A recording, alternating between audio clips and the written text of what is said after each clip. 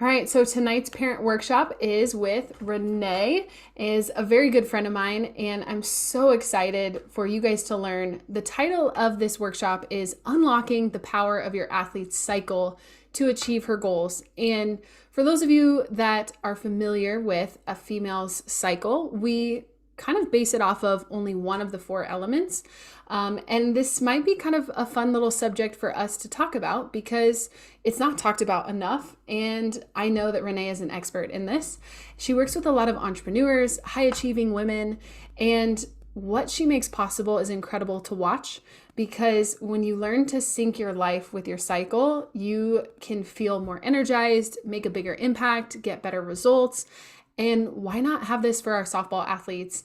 I wish I could go back in time and understand more about this because it relates to everything, our femininity and how we show up as athletes. So without further ado, Renae Fieck. Oh, thank you so much for having me here. I am excited to be here. And how ironic that literally like 15 minutes before I hopped on here, I went to the bathroom and my daughter's like, Renae, or she goes, Mom, there's blood in the toilet. And I was like, yeah. And she goes, why? And I'm like, it's called a period, dear. Like it's called a period. Like, and just funny that it kind of all coincided at the same time and that we're here. But yes, as was already said, I am an expert in the area of hormones and how the cycle really impacts really more, not necessarily just the hormones and how they impact us every day and like what the hormone level looks like, but really how that impacts the way we show up. Because most of us have been taught that our cycles, when we think about it, we think of just that period phase and we don't think about all of the other pieces and all the other parts that are happening in the background. And up until recently, there really has not been much research that really talks about how women are so different and how women function differently and how we are not the same as men. And so a lot of the research of even medical research and things like that was really based around the way men perform and the way men show up. And those hormones really impact us as we go through the month in every different single way. So I'm so excited to be here, so honored to be here and be able to share with you guys my story starting into this. It was, I don't know, about 7, 8 years ago. I was pregnant with my third baby and got into business and found that I was just like burning myself out, trying to hustle and trying to work really hard and use all these very masculine strategies for time management and working harder and being consistent and doing all of the things, and found myself just totally exhausted trying to run a business, raise 3 kids, juggle life, juggle still working at the hospital. Like I was doing all the things all the time. I'm like, there's just something not working, and kind of wondered that there was something wrong with me, that it was something I wasn't able to do, that there was this expectation in our society that I should be able to do it, but it didn't feel like it was possible. And that's when I discovered how men and women are just so different. Like our hormones impact us and the way we show up every single day. So that has been the journey I've been on, really like digging in and becoming like honing in and really understanding how it impacts us every single day, how we show up every single day. And so I don't know, if we want to, like, if you want me to ask, or if you want to ask questions, or if you want me just to go, like, what do you want to do here? Yeah, so I guess what would you talk to an Yeah. athlete about as far as, you know, we have moms, we have dads, we have coaches, a lot of male coaches. And when we think about a cycle, can you give us the basis of, well, first off, if you don't know, the Mm-hmm. average cycle length and what that entails. But I think there's a lot of negative connotation around, you know, I can go back and, oh my gosh, I Mm-hmm. remember my dad handing me a Snickers bar and a Mountain Dew when I was on my period. He knew that I was going to pitch like absolute crap because I was exhausted. And so Yeah. the remedy for that was, here, have some caffeine and some chocolate and hopefully you pitch better. Mm-hmm. So what would be kind of your basis of, hey, if you're new to this or if you haven't ever thought about this, here's the basic cycle and how we view it. Yeah. Okay. So let's start there. I will show this screen here. On the left-hand side, we have testosterone for men. And so how it functions is in that 24-hour rhythm. So you can see it starts really high in the morning and then it kind of waxes and wanes throughout the day. And then they go to bed, they wake up the next morning, they get a fresh dose of testosterone. So men function very well consistently every single day, whether it be workouts, whether it be their work, whether it be just like going about day to day, like they function very much on a very predictable pattern. today is the same as, a couple weeks from now, as tomorrow. Like they're very much predictable. Over on the right-hand side, we have women. So women have estrogen and progesterone are two of our pretty dominant hormones. When we are at the very beginning of the month, when we're on our periods, it's pretty low. Like all of the hormones are pretty stable. And then as you move throughout the month, that hormone estrogen starts to climb. And then as estrogen peaks right around the middle of the month is when you ovulate. And then after you ovulate, the estrogen dips down and progesterone kicks back up. Now, estrogen and progesterone feel so differently. Estrogen has much more like this testosterone type of feel. So it's very much like the go get 'em, get things done. You might feel really productive. You might feel really great. Your brain feels really sharp. You feel confident. You feel ready. It's particularly too like very athletic, right? So as that estrogen is peaking, it's a really great time for a lot of really high intense workouts, a really high intense performance. Like it's a very, like you feel good pushing the limits and going really hard and going really far, and it feels okay on your body. Then as progesterone kicks in and that last half of the month, progesterone's kind of the opposite. Progesterone is like, I want to slow down. I want to turn in. I don't want to be pushing quite so hard. I may want to get things totally organized. And it's not quite that same like push really hard feel. In fact, even in that progesterone dominant phase, you're more prone to injury. So if you push yourself the same in that progesterone phase that you would in the estrogen phase, you're more likely to sustain bigger injuries. So in terms of kind of looking at as you move throughout the month in the way you work out and the way you push yourself would be in that estrogen phase. Like that's the time when you would push harder. That's when you would try to go hard, like hit those next limits and lift heavier weights and try bigger workouts. And then when the progesterone phase kicks in is a little bit more of that pull back, recuperate, like restore, kind of let those muscles and let the body heal itself up again. And so as you move throughout the month, there's not a single day in the entire month that you're the same. Every single phase of the month, every single day, you have a different level of the way that estrogen and progesterone are playing out. And so when we look at that compared to men, being very predictable day to day to day and working out every day, every single way in the same ways, it's just not the same, right? And I had this slide up here a minute ago. This is some new research that's coming out. These are two different studies that I found of MRI results of women as they move throughout the cycle. So what we know is like the brain impacts everything, right? The brain is going to impact the way your girls pitch. It's going to impact the way they run. It's going to impact the way they perform in school. It's going to impact the way they think, how confident they are, like how they show up. Like literally our brains impact every part of us. And so if we look at these two slides, we can see that as we move throughout the month, the brain is actually impacted very drastically throughout the cycle. And so who we are, how we show up, what parts of the brain are being activated, all of that is very different as we move through the cycle. So kind of being aware of where those different phases are, how they're impacting you, and then how they're even your girls too, like, right? This is for all women across the board, not just girls, but like really being able to one, give some understanding and compassion, but also lean into it and be able to be more effective with what we're doing instead of just pushing ourselves the same way as men would be. This is amazing and so fascinating. And so as far as the different phases, what are we looking at here as far as, and we can put it in the show notes too for those that want to look at the slides as we, use this for our podcast, but Yeah. what are kind of your talking points on this as far as, we're student athletes, we're studying, we're working out, how does that affect the brain? Yeah. So, well, here, these are scientific studies. So they're a little bit like getting into the nitty gritty of looking at it. But really, this is menstruation up here, right? So we can see that on menstruation, there's a ton of blood flow.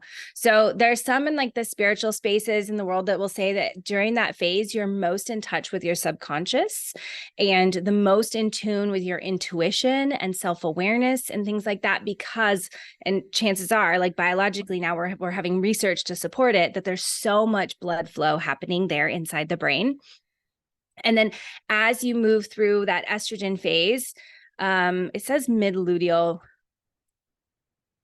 honestly, I would have to kind of dig into what all the different studies. This one was intended to really show like how different the brain looks. And so I would have to look at exactly what they're talking about in here, what each part of these different parts of the brain that are activated. But I think I'm what's fascinating not a about it, neuroscientist at some point. yeah, Yeah. but Yeah. what's fascinating is the connection. There's a lot more studies Yes. on brain gut connection, Mm-hmm. our hormones and our brains. And I think what is interesting is the more research that I do as we stack on to this, the phases of development Yeah. of preteens and teens, and even my young kids. I have 5, 2, and 1. They're Yeah. learning how to not only walk and talk and do all those things, but they're learning how to cope with their emotions. And Yes. so this is incredible Yeah. because it's the marrying of the physical and the mental. Yes.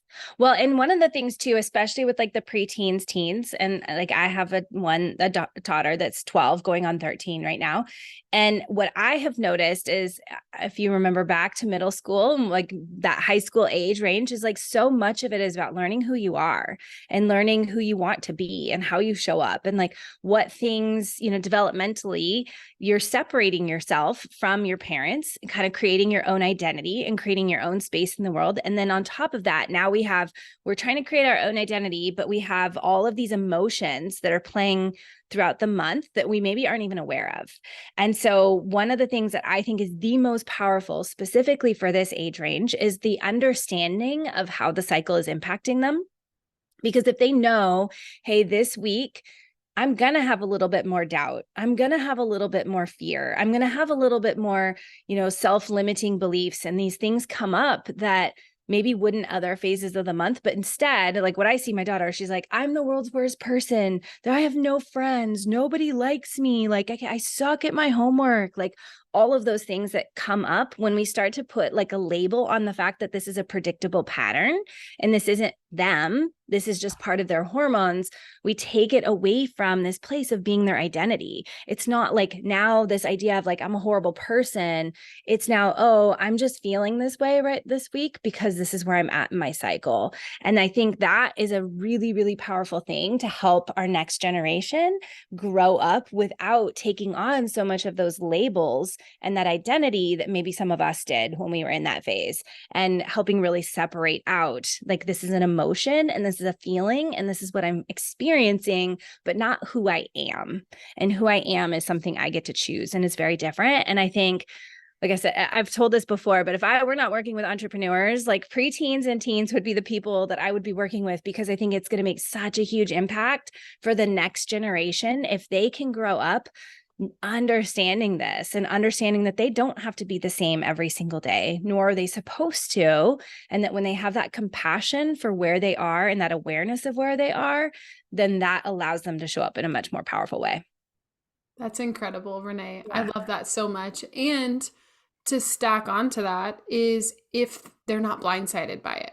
So Mm-hmm. instead of, I think about my childhood and not knowing about my cycle, and, I have a very predictable cycle and I track it now and I have that awareness before it even happens. Yeah. So, and you coach entrepreneurs how to do this. I just got done with a very extensive string of camps. We just hosted Confidence Camp where I've been on live back to back on Zooms, and I'm in the middle of my phase, and I wouldn't have planned any other way because that's when I have the most energy. If I was trying to do this during any other part of my cycle, it would really feel like I'm really efforting and really trying to pull myself out of my shell when I want to Mm-hmm. be in that retrospective, introspective Yeah.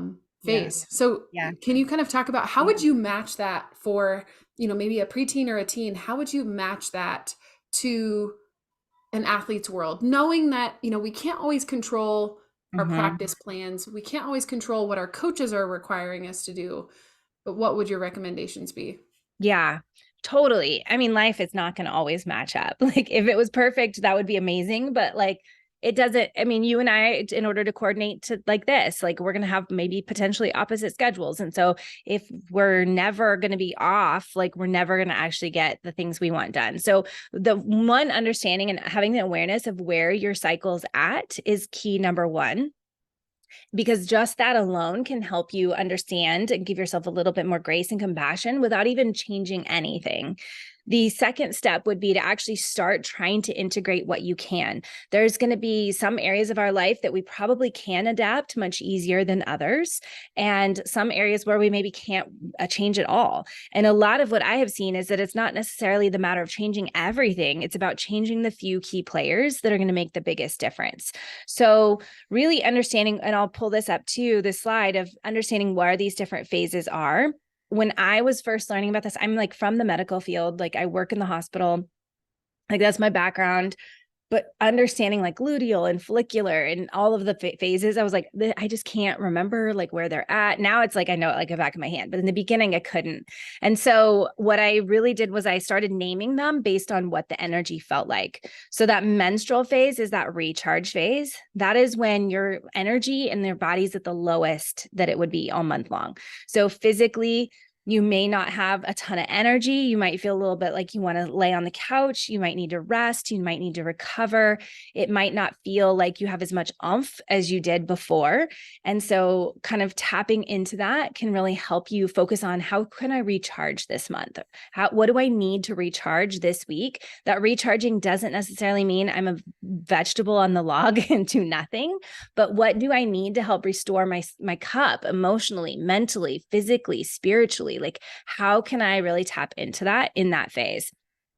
So I've gotten a lot of grief from people being like, well, women can't just take off a week, a whole, like every single period week. Like the one women wonder why the wage gap exists and like all these things, right? But it doesn't necessarily mean that you have to just totally step away from the world. Like it would be amazing if you could, but you don't have to. But during that phase, like what are you doing to help support yourself? Maybe at the end of the day, it's taking a bubble bath or an Epsom bath and kind of like letting your muscles and letting your body recuperate. Maybe it's, going for a walk at the end of the day and letting your mind kind of relax and just disconnect. Like, I think that's one of the biggest things that I see is that we're just so overstimulated. My background is an occupational therapist. And so working a lot with self-regulation and the nervous system and like, there's no generation before us that's ever had to deal with as much stimulation coming at us nonstop. Like our nervous systems are just overwhelmed and overstimulated all the time. So can you focus like one phase of the month of like, can I just disconnect a little bit more during this phase? Then you move from there into the accelerate phase. So that's when that energy kicks up, that high momentum, the confidence, like everything feels great. Everything feels wonderful. So take on those big projects, like do the big workouts, push harder, go farther, all of those types of things, all the way up into that connect phase. The connect phase is right around the time when you're ovulating. So you're going to feel the most wanting to be around your friends, being social, connected with other people. It's the best time to communicate. You're going to feel like you're in this relationship, like you want to be around other people and striving. So even thinking like the accelerate phase, maybe a little bit different and depends on how your guys' coaching and teams and stuff are structured. But like the accelerate phase maybe is a lot of more like independent workout and pushing harder and going. And whereas that connect phase, it's going to be a lot of like, how can we support group workouts? How can we support group training? How can we really move into that phase? And then that reflect phase is when that progesterone kicks in and that energy starts to dip and that emotional awareness starts to come up. And so you're feeling really more emotional and kind of feeling some more of those self-doubts and fears and things like that. So number one, just understanding what each of these different phases are and how we move throughout the month is going to make such a huge difference of just being like, oh, cool. Yep. That's why I just lost my ish on the kids. Like, that's why I feel like I'm about ready to lose my mind right now. Okay, what do I need to do? And I think having that question of what does my body need right now? And what do I need to do? And how can I support myself can be one of the greatest things to change you going forward. So it may look like changing your workouts. So maybe having like the more restorative stuff at certain times of the month. It may look like just changing your self-care. It may look like giving yourself extra space at the beginning of the day or the end of the day. Just like I said, this impacts like your hormones and your impact every part of you, right? Your brain, they impact the way you sleep. It impacts the way you communicate. It impacts the way you eat. So the same thing, that accelerate and connect phase, your girls may need to eat more food. They may need more like they're like, your body will eat differently as you're trying to build up more of that muscle versus the progesterone more phase. You're going to want more of the carbohydrates. And so people have like negatively put these stereotypes on it of the chocolate and carbs during that phase, but it's like your body actually needs more carbohydrates with progesterone heavy versus it likes more of the leafy greens and the proteins and things like that, that other phase of the month. So your sleep, same thing. You might want to sleep in and you might need to wake up earlier, things like that. So making those small, I know I'm like kind of rambling now, but like looking at all of the different ways that it's impacting your body and looking at how can we just make small micro adjustments based on where it's at. That's incredible. I just wrote down support, self-care, sleep, and nutrition. And Mhm. if you take anything away from this, for yourself or for your athlete, our athletes aren't necessarily going to advocate for themselves when it comes to disconnecting. They're not going to want to put their phones down. They're not going to Yeah. prioritize their sleep. They're usually not responsible for their nutrition until they're in high school or they're driving on their own. And so you might have to be the bad guy. I do this a lot with my one-on-one clients, and I didn't even realize, of course, that this is connected. We do Yeah. performance profiles. So we track different categories. So it's a way to track their mental goals. And so, yeah, we can track the tactical skills, we can track the technical skills, but the lifestyle skills. So I Mm-hmm. usually make them pick one lifestyle skill that they want to track. And it's usually one of those four, literally. Yeah. What are you doing to support yourself? What are you doing for self-care, bucket fillers? What are you doing for your sleep? And what are you doing for your nutrition? That's incredible. Mm-hmm. Now I know why. That's Yeah. important. Yeah.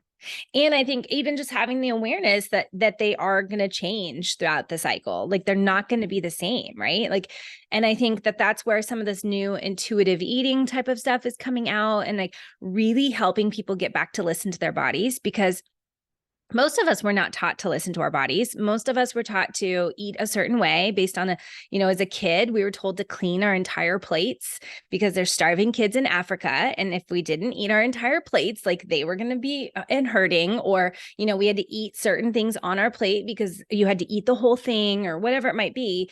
And coming from a space now of like my expertise in the hospital has been in feeding and seeing so many kids with picky eating and seeing all these things that we've done to the way we believe about our food and our nutrition. And it's no wonder that we now have so many adults who are overweight and obese and don't know how to self-regulate because they don't understand how to listen to their body. We don't know how to listen to those internal satiation cues. We don't know how to listen to like, you know what, my body is actually really, really does crave salad right now. And as I started moving through and kind of becoming more aware of the cycle, rather than taking like a cycle syncing graphic and saying, okay, these are the foods I need to eat this phase. These are the foods I need to eat this phase. I just started to listen to like, what does my body want? And what I noticed is that what my body wanted matched up very perfectly with where people would quote unquote say you should be eating. So I think if we get back to really listening to like, okay, my body needs more sleep. Like I can tell, like today I actually took a nap right before this. I'm like, I don't know if I'm fighting a virus or I'm fighting something, but I can definitely tell. And so I was like, I'm going to take a nap this afternoon and I'm going to go to bed early tonight. And just to give yourself that permission and know like, this is what your body needs. There may be a week this month or a week throughout the month, you only need 5 hours of sleep. But there may be other weeks you need 9 and that's okay. It's okay. Do you recommend for parents? I'm thinking about this as I'm disclosing some very personal details, but it matters, right? And so I'm going to be a little bit vulnerable. After connecting with you and being in this world with you and being friends with you, I mark it on my business calendar and it's very discreet. They're just little red dots and I know, what to expect. But I think, would that be too out of the question to have this conversation with your daughter to empower her to do the same? Obviously, you don't want to plaster a big calendar on the fridge for the whole family to see. If you want to talk about that, of course, we want to bring awareness to that. But what would be your recommendation of what if we could empower parents and players together to have check-ins? What would that look like? What would be your recommendations for that? Well, I think this is an interesting conversation because I do think that, I mean, just talking about our periods and things that has so much shame and so much stigma and so much around it. There's actually, even if we look at it, like so many women today have so much trauma around that part of their bodies, right? Whether it be sexual abuse or like molestation or rape or infertility, endometriosis, like there's so much pain and trauma around that area, on top of the fact that now it's taboo to talk about. Like we don't want to, like I think there was a study I read that like 50% of people believe it's unacceptable to talk about in the workplace, but yet it's impacting more than half of the workforce. So like, why would we not talk about it? So I think there is some element of that there for us as the generation where we are of parents. Yet I think that if we approach it differently with our kids have the opportunity to not approach it with that same shame and trauma and stigma around it. So like I said, my daughter's 12, and I remember talking to her one day, and she was like she knows every person in her class who's had their period and who's not. She knows when they're on their period all the time. Like, and she's like, even the boys know it.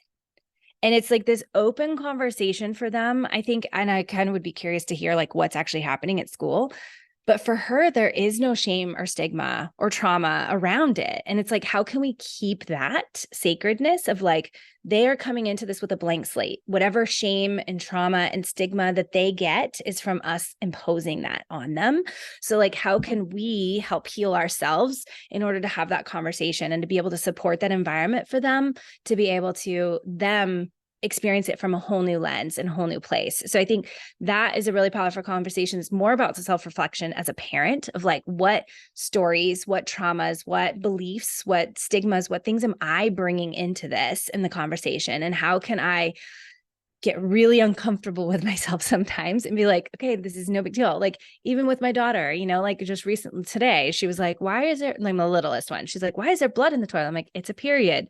Whereas in the past, it probably would have been like, it's no big deal. Don't worry about it. It's like all of those little micro things that we do are making it be this taboo off topic. So I think that would be a big thing. But 100%, I think it's incredibly powerful to help empower your girls to start tracking, whether it's using an app, and there are very discreet apps that are geared more towards girls, like teens, that make it more fun and enjoyable. That'll kind of tell them a little bit about where they're at each phase of the month.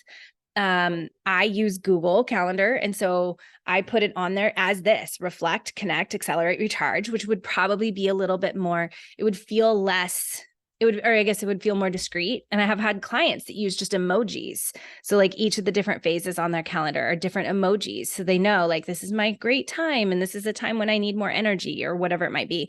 So there's ways to do that. But I think 100% empowering your girls to start tracking beyond just like, hey, here's my period, but like, where am I feeling? And what are those other things I noticed throughout the whole month?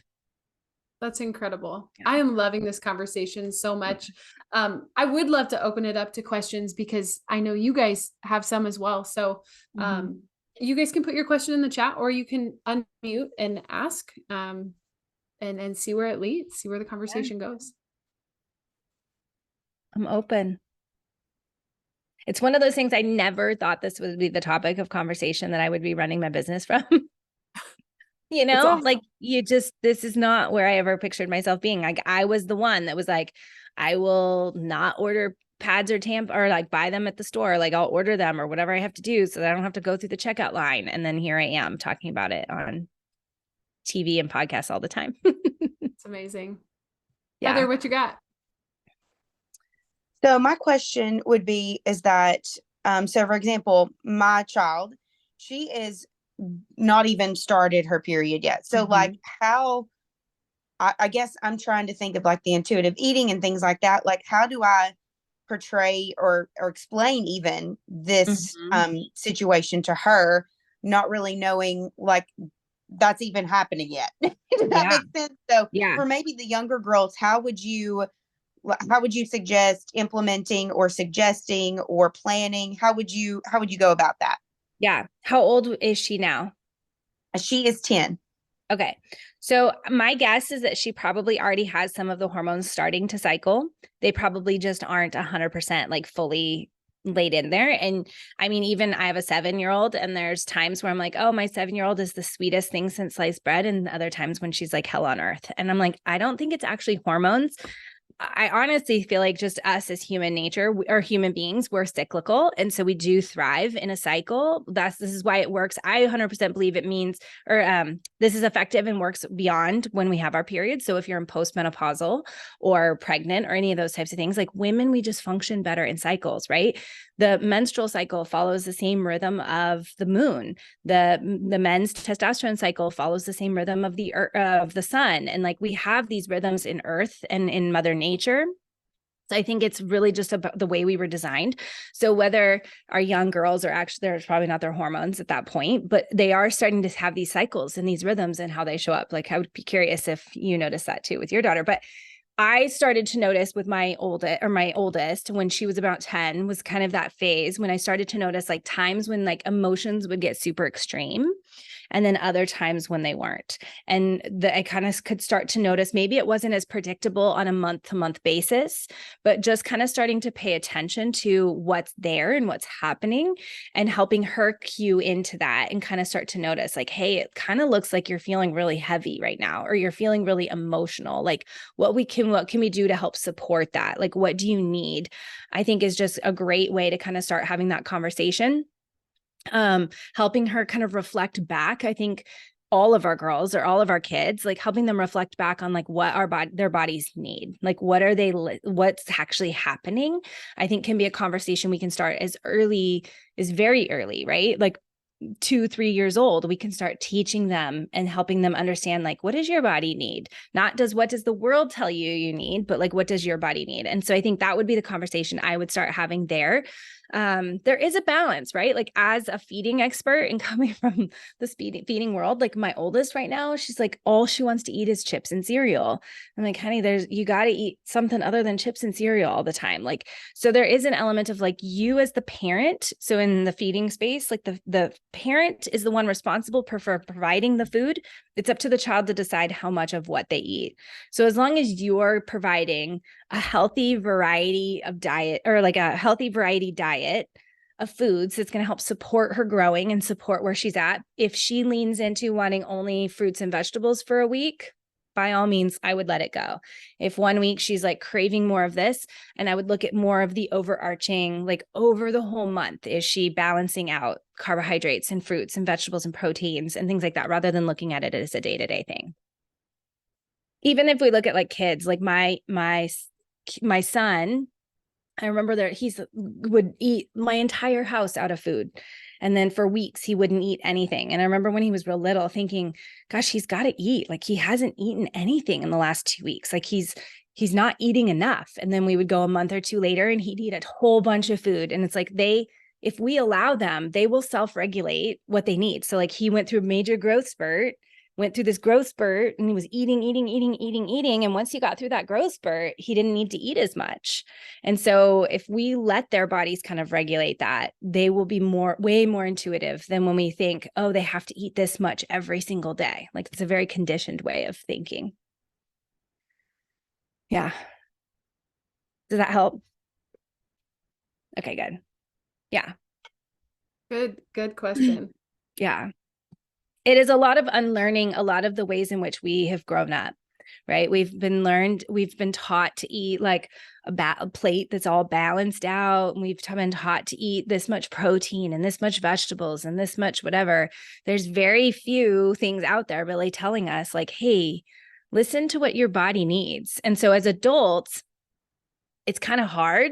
It is hard to go back to that because we don't understand what our bodies always need, right? We think we're like, I'm hungry. But for a lot of people, sometimes it's not even hunger, it's thirst. We're like dehydrated, but we don't know that that's what the signal is because we don't understand what those signals are. So give yourself some space to help kind of refigure and relearn that and like understand like, what is it my body's really needing?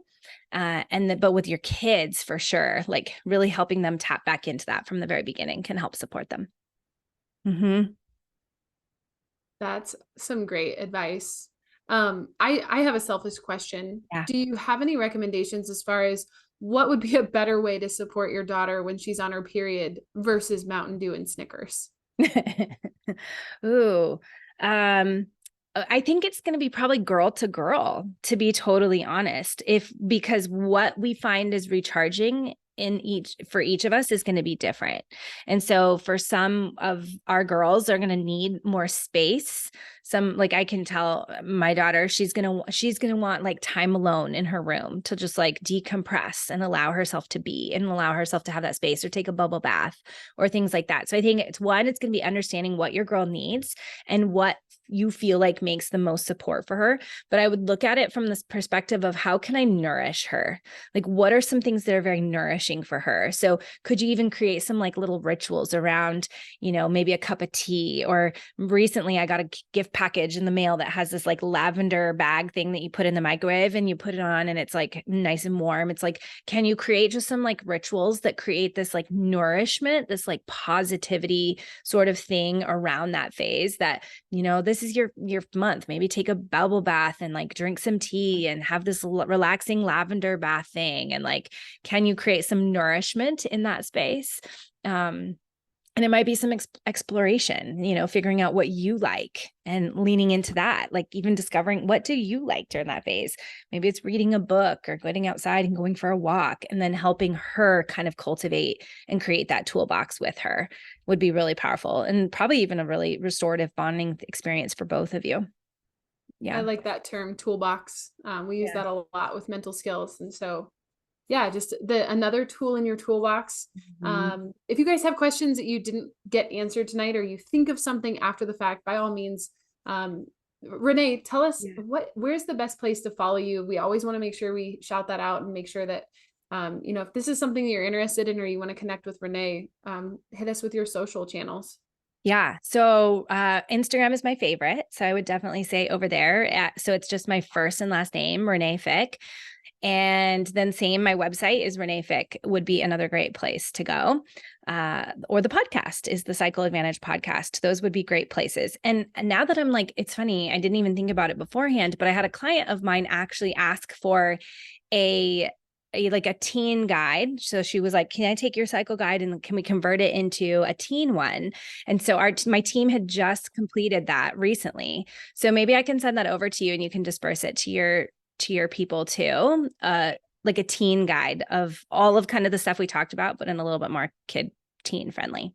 Yeah, that's incredible. Yeah. And you work with a lot of entrepreneurs. So I know we have a lot of business owners and entrepreneurs and people in a lot of different fields too, that listen to our podcast and stay connected. So I appreciate your wisdom and your expertise. It's incredible to see you share and work and be in this space. And I really appreciate all that you've done to help me and coach me in this area too.